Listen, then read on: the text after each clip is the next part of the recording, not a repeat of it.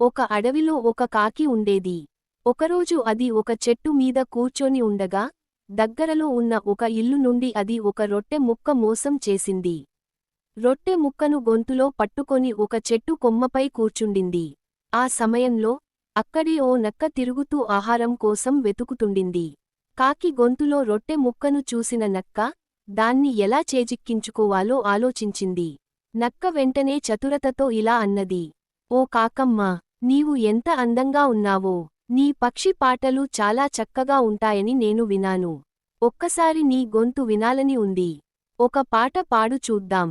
ఆ పొగడ్తలు విని గర్వంతో మదిలో మునిగిపోయిన కాకి, పాట పాడాలనే ఉద్దేశంతో నోరు తెరిచింది. నోరు తెరవగానే గొంతులో ఉన్న రొట్టె నేలకెరగింది. నక్క వెంటనే ఆ రొట్టె తీసుకుని పారిపోయింది. అప్పుడు కాకి బాధపడి అనుకుంది.